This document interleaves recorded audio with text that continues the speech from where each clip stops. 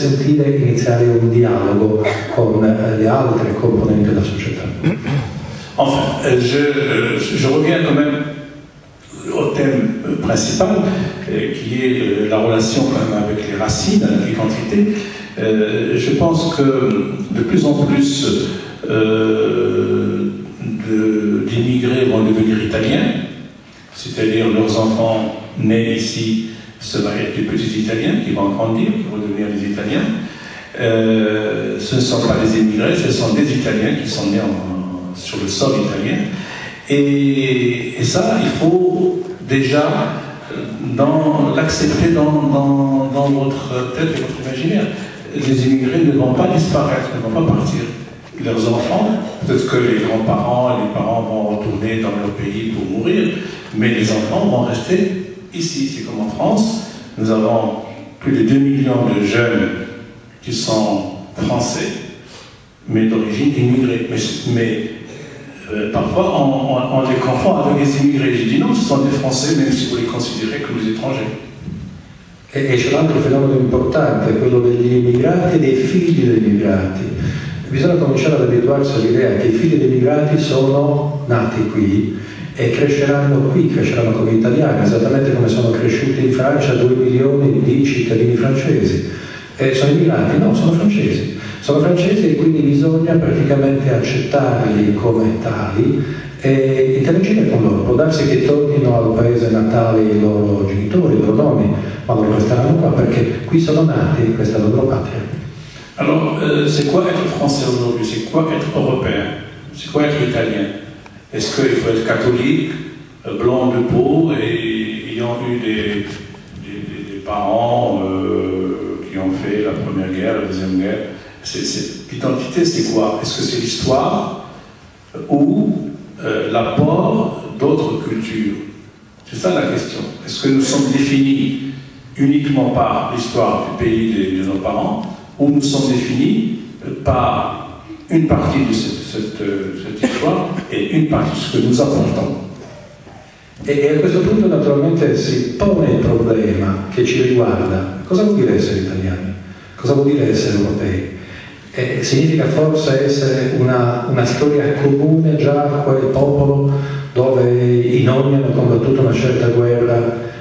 Non significa piuttosto essere quella storia, ma allo stesso tempo anche una storia che un individuo può apportare, una storia nuova, una nuova parte di quella storia che è il suo contributo a quella storia. E qui naturalmente rivedere tutto il concetto di identità. Alors l'identité, c'est quelque chose qui est lié bien sûr aux racines. C'est comme un arbre finalement. Mais les racines nous poursuivent partout. Ils sont notre mémoire. Même si notre mémoire inconsciente, même si elle n'a pas été enseignée à l'école, mais on sait, c'est-à-dire on peut partir en Australie, et bien nos origines nous suivent dans les bagages, ça fait partie de nous. E quindi il concetto di radici, cosa sono le radici? Le radici sono la nostra memoria, cioè le radici ce le portiamo sempre dietro, possiamo anche trovarci in Australia, ma le radici evidentemente sono il nostro bagaglio, ci seguono sempre.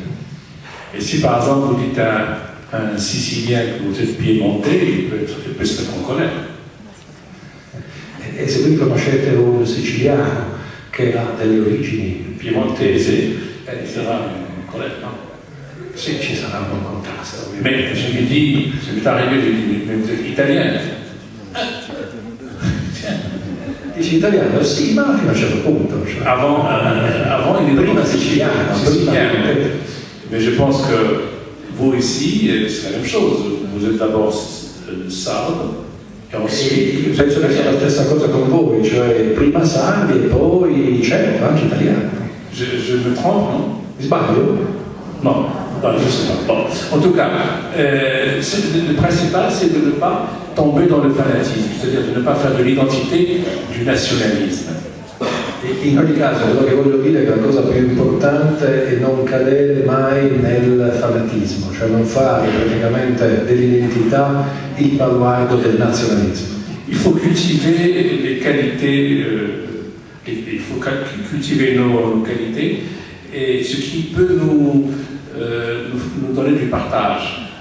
Il est évident qu'on peut aussi éviter certains défauts, c'est-à-dire un certain fanatisme qui fait que, par exemple, pour parler en France, les Corses sont très très jaloux de leur identité corse. Les Bretons, c'est la même chose, mais il y a un destin commun qu'il faut respecter. Naturalmente si tratta anche di evitare determinati difetti, determinati eccessi legati ai regionalismi, come quelli che si verificano in Francia, tra un francese generico e un corso, un bretone, che ugualmente hanno questa forte identità regionale, cioè saperla gestire, saperla padroneggiare. Alors c'est amusant parce que l'autre jour, ils ont fait un sondage en France sur les personnalités les plus populaires en France. Ce qu'aiment les Français. Alors, il y a eu numéro 1, Yannick Noah, qui est un tennisman et un chanteur maintenant, il est d'origine camerounaise, mais c'est français.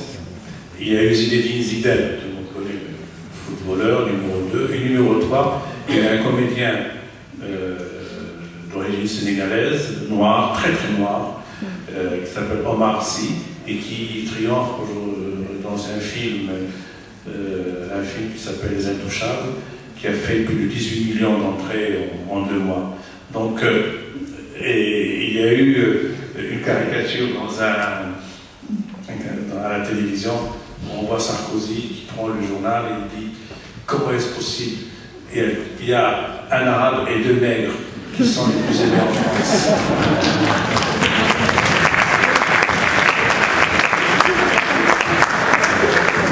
Lo traduco quello che è stato già capito, cioè il risultato di questo sondaggio in Francia, nel quale risultavano personaggi più popolari, uno d'origine senegalese, uno camerunese, il terzo probabilmente Zidane, Angelino, e Sarkozy, proprio il risultato di questo sondaggio sconcertato, non è possibile che 2 neri e un arabo risultino i più popolari. Donc c'est la France d'aujourd'hui, c'est-à-dire que la France d'aujourd'hui elle fait de ce mélange. Et je pense que bientôt en Italie, vous allez avoir des danseurs, des chanteurs, des écrivains, des artistes d'origine, je sais pas moi, sri-lankaise, pakistanaise, marocaine, je ne sais pas, ça va commencer, parce qu'en France, on a une tradition beaucoup plus longue. Mais à partir du moment où la création artistique s'empare de ces identités, là, ça devient vraiment une identité forte et belle, parce qu'elle est double. Il y a le pays d'origine et le pays où on vit. E sia chiaro, questo è un fenomeno che in Italia è soltanto agli esordi, ma si svilupperà, cioè anche noi avremo degli artisti, degli sportivi, avremo persone che hanno questa identità doppia. L'identità doppia è una grande risorsa ed è un'identità forte perché conta su apporti molteplici. Les 2 comédiens humoristes français qui font le plus rire les Français et qui font ça comble tout le temps, il faut attendre pendant des mois pour avoir une place, ce sont 2 Marocains. Il y a Jamal Debbouze, qui est un jeune, il a une main handicapée, et qui est un enfant de la banlieue. Et puis il y a Gad Elmaleh, qui est un juif marocain. Et ce sont deux Marocains, issus bien sûr de l'immigration, qui font rire la France. Quand on rit, ça veut dire qu'on accepte. Rire avec quelqu'un, ça veut dire qu'on le reconnaît, qu'on accepte. C'est déjà un progrès énorme de pouvoir rire avec quelqu'un qui vient d'ailleurs.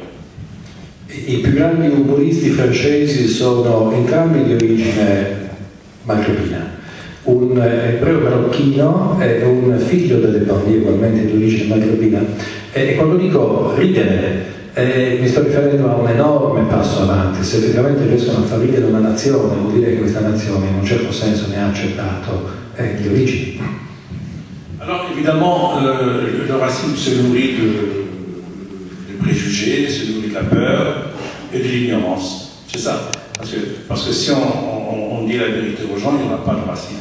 Si on ne leur fait pas peur, il n'y aura pas de racisme. Alors, comme vous multipliez l'ignorance, les préjugés avec les certitudes, plus la peur, eh bien, les gens, forcément, se méfient de ceux qui viennent d'ailleurs.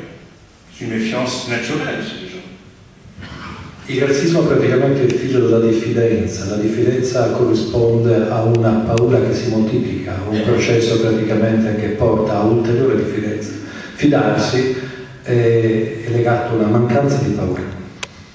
Alors, je sais qu'en Sardaigne, il y a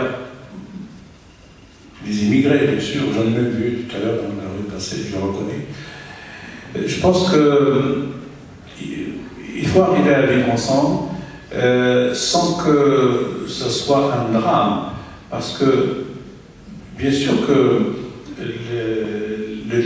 chacun a un devoir de respecter la loi, respecter le règlement, tout ça c'est évident, mais encore faut-il comprendre et expliquer la présence de ces gens sur votre île. Ils ne sont pas là pour faire du pique-nique ou pour être délinquants, ils sont là parce qu'ils travaillent, enfin ils espèrent travailler. E quindi ancora una volta si tratta di spiegare alla gente perché gli immigrati sono qua, non sono qua praticamente in vacanza, sono qua per un lavoro, con tutto quello che questo implica. Ci sono naturalmente altre domande, a questo punto mi sposterei sul versante letterario. Sul versante letterario che... Je suis écrivain. Che ha dimenticato il proprio errore. Il versante letterario è particolarmente... Oui, mais en même temps, stesso che l'escrittore è un testimonio sulla epoca. L'epoca è un'epoca di crisi, è un'epoca di problemi, mi sento la necessità e il dovere di spiegare, di parlare con la gente, perché un scrittore racconta, inventa storie, ma anche deve parlare con la gente, è normale per me. Sono tantissimi i temi che si trovano nella sua narrativa. Io ne seleziono, anche perché non ho poco tempo, alcuni. Il paradosso, la malattia e il corpo, malattia e paradosso. Il tutto con una parola che li tiene insieme. Lei racconta spesso la storia del suo paese attraverso una storia di amicizie. Lei ha scritto dell'amicizia, che l'amicizia è una religione e che è una religione che comporta anche lo specchio senza Dio. Senza Dio, una religione senza Dio. Alors, c'est vrai que chaque écrivain a des thèmes récurrents qui reviennent tout le temps, c'est normal. Moi, je suis obsédé par le temps, par la mémoire, par le corps, bien sûr, et cette question d'identité qui revient souvent aussi dans mes personnages. On se demande qui on est, pourquoi on est, etc. Mais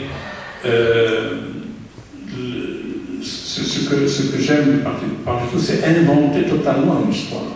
Parce que une façon de raconter le monde, c'est de non pas recopier le monde, mais totalement imaginer et inventer quelque chose de nouveau. Come tutti gli scrittori sono ossessionato da alcuni temi ricorrenti e tra questi temi praticamente ho sviluppato la mia scrittura, che non è un rispecchiamento del mondo, ma piuttosto un modo di reinventare totalmente il mondo.